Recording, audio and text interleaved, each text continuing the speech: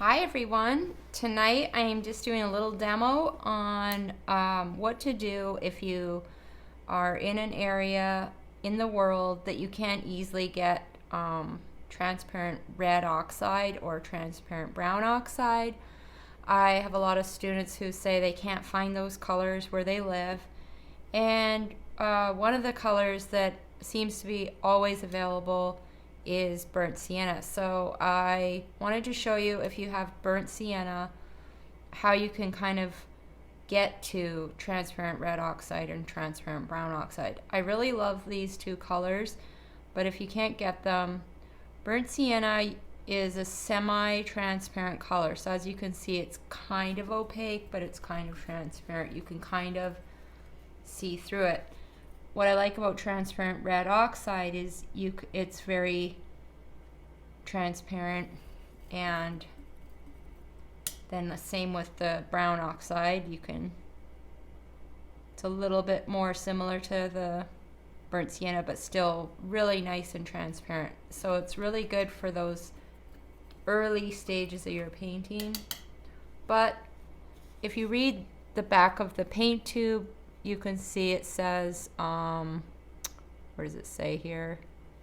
Semi-transparent. So it tells you on the back of the tube kind of the light fastness. It says usually light fastness, and then it says what it is. This one, I think on these tubes, they show it through the square as being transparent. And then on Winsor Newton, this says light fastness, and this looks like French. That is French. For some reason, it does not say in English, but in what I can read in French is saying that it's transparent. But there is that square again that's showing that open square, which was also on this tube, so I'm guessing that that is telling us that it's transparent. So that's funny that it's not in English, but anyways, what it is you can see on a paint that's clearly not transparent. This one will say, maybe it says opaque. So opaque, light fastness, opaque. This one makes it really easy, but Gamblin is made in America, so there's no French. It's really easy to read. It just says opaque. And then alizarin crimson, again, it doesn't have the light fastness, but it has that open square, so I'm assuming that means it's transparent, which it is transparent because you can clearly see through it. And you know you can't see through that because it's got white in it. All cadmium colors have white. So, okay, so back to why I'm doing this. Burnt sienna, you can readily find this for some reason everywhere. I think a lot of artists generally will use this as an underpainting color. It's a really strong pigment, so it's very overpowering sometimes on your canvas. So these two colors are quite mixable and complementary with all my other colors. They don't muddy them up because they're transparent. But let's say you want your burnt sienna to look more like the transparent brown oxide, for example, and you don't have transparent brown oxide, all you have is burnt sienna, but so you have ultramarine blue. You mix a tiny bit of ultramarine blue with your burnt sienna, and you'll get that kind of darker, more browny transparent color. And to get it more that light brown, maybe you just got to add a little more. So if you add a little touch of ultramarine blue to burnt sienna, you'll get close to the transparent brown oxide. And I could see that you could use this pretty much as a direct substitute for transparent red oxide. So, you know, if you added, yeah, you could, it's fairly close. It's just a little more opaque. So that means it's a little less transparent than the red oxide. So the reason burnt sienna works as a substitute is because it's mostly transparent.